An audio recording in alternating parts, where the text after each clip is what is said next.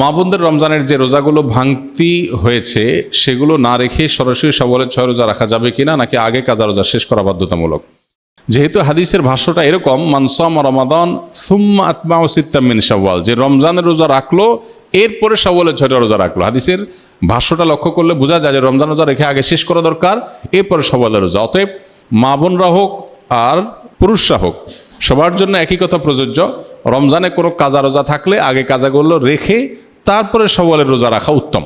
কোনো কারণে যদি রমজানের ভাঙতি রোজা রেখে শাওয়ালের 6টা রাখা সম্ভব হবে না মনে হয়, কারণ রমজানে 10টা রোজা ভাঙতি হয়েছে, আবার এদিকে শাওয়ালের 6টা 16টা রোজা, এতগুলো রোজা তার এক মাসে রাখা তার জন্য টাফ হবে যদি মনে হয়, তাহলে সেক্ষেত্রে সে শাওয়ালের 6টা রোজা রেখে কাজাগুলো পরে আদায় করলেও ইনশাআল্লাহ তার শাওয়ালের 6 রোজার ফজিলত আদায় হয়ে যাবে।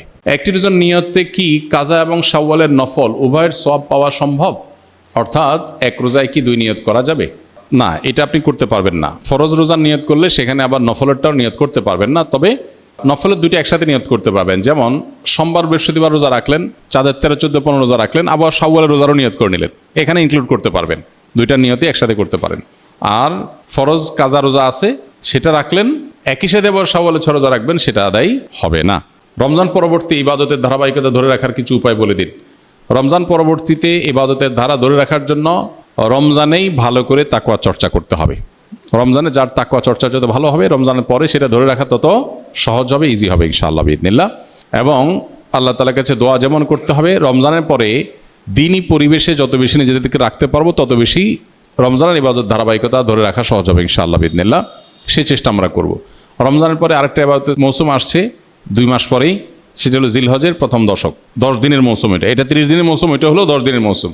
এই মৌসুমগুলোতে খুব বেশি সুন্নাহসম্মত আমলগুলো, কোরআন হাদিস বাতানো আমলগুলো যদি করতে থাকি তাহলে 2 মাস পরে আবার রিচার্জ হয়ে যাবে, সেটা দিয়ে আমরা আবার কিছুদিন চলতে পারবো ইনশাআল্লাহ।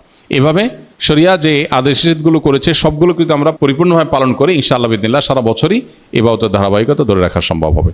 আল্লাহ তাআলা আমাদের সবাইকে আমলের তৌফিক দান করুন। রমজানে যে গুনাহগারগুলো ছেড়েছিলাম শয়তান মুক্ত হওয়ার পর সেগুলো থেকে বাঁচার উপায় কি? রমজানে যে সমস্ত গুনাহগুলো আমাদের দ্বারা হয়ে গেছে সেগুলো রমজান পরবর্তী জীবনে আমরা কিভাবে ছাড়ব? মূলত রমজান মাসে রোজার মাধ্যমে যে আমাদেরকে আল্লাহ তাআলা তাকওয়া চর্চা করতে বলেছেন বা মুত্তাকি হতে বলেছেন, রোজার এই বার্তাটা গ্রহণ করা, রোজার এই মর্মটাকে উপলব্ধি করা, এটা যদি আমরা করতে পারি তাহলে রমজান পরবর্তী জীবনে ইনশাআল্লাহ তাকওয়া চর্চা করা আমাদের জন্য সহজ হবে। আর যদি রোজার মানে শুধুমাত্র সাহারি ইফতার মনে করি আর তাকওয়া চর্চার বিষয়টা না বুঝি, তাহলে সেক্ষেত্রে রমজান পরবর্তী জীবনে আসলে এর কোনো প্রভাব পড়বে না। শাওয়ালের 6 রোজা কি ঈদের পর দিনই শুরু করতে হবে, নাকি পুরো মাসের যে কোনো দিন রাখলে হবে? এই রোজাগুলো কি টানা রাখতে হবে নাকি বিরতি দিয়ে? শাওয়ালের 6 রোজা ঈদের পরপরই রাখতে হবে এমন কোনো বাধ্যবাধকতা নেই, তবে অনেকের জন্য সহজ হয় ঈদের পরপর রেখে ফেলতে পারলে, যাতে করে রোজার অভ্যাসটা থাকে, এর মধ্যে রেখে ফেলতে পারে, পরে আর রাখা হয় না, তারা আগে রেখে ফেলবে। আর যার সুযোগ আছে পরে রাখার বা দরকার আছে পরে রাখা, সে পরে রাখবে এবং ধারাবাহিকভাবে রাখুক, সপ্তাহে 2টা করে 1টা করে রাখুক, যেভাবে খুশি রেখে শাওয়ালের এই মাসের মধ্যে 30 দিনের মধ্যেই রেখে শেষ করতে হবে।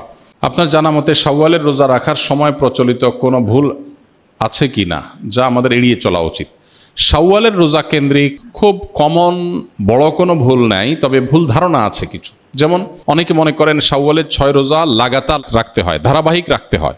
যদি এই ধারণা এখন আস্তে আস্তে পরিষ্কার হয়ে গেছে আমার মনে হয়।